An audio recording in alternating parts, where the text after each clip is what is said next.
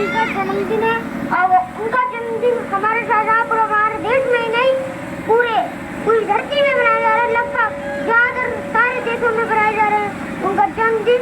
और आप सभी को हार्दिक शुभकामनाएं उनके बर्थडे के बारे में।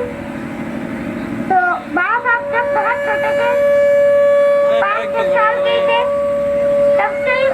तभी उनकी माँ खत्म हो गई थी जब वो 5-6 साल के थे। और तब से उनकी बुआ ध्यान देने लगी थी। उनकी बुआ का नाम था मीरा ताई और उनकी 2 बहन भी थी। एक का नाम था सिलसिला और एक का नाम था मंजुला। नहीं, एक का नाम था सिलसिला और एक का नाम था मंजुला। और बाबा की एक घटना बता दे हम।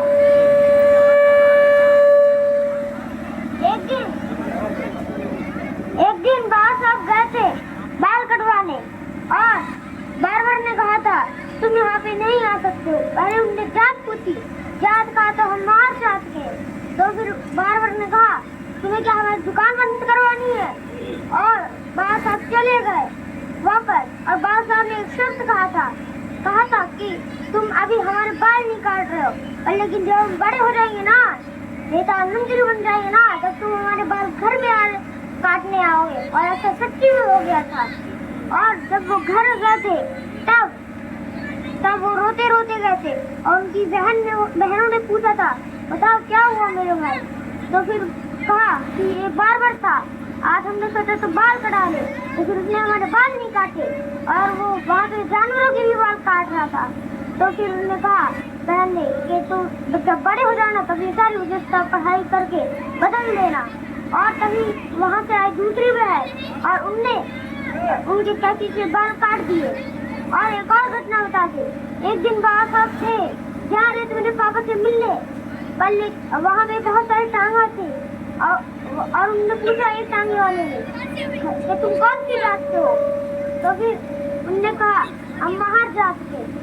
तो फिर सारी टांगा नहीं सुनते नहीं रेडी हुए और रात हो गई थी। तब जाके एक टांग वाला मुश्किल से रेडी हो पाएगा। और फिर उन्होंने कहा था अगर 1 रुपए में जाए हो द्वारा गांव में तो फिर 2 रुपए देने पड़ेंगे, दुगने देने पड़ेंगे। और टांगा हम नहीं चलाएंगे, तुम चलाओगे और हम बीच में बैठेंगे। लेकिन वो बैठा नहीं था, वो चल रहा था ताकि वो छू ना ले। फिर आपने जब बाहर तक पहुंच गया थे तब उनने पूछा था कि हम कैसे सारी विशेषता को बदल दें। तो फिर और लोगों ने कहा कि इस विशेषता को नहीं होना।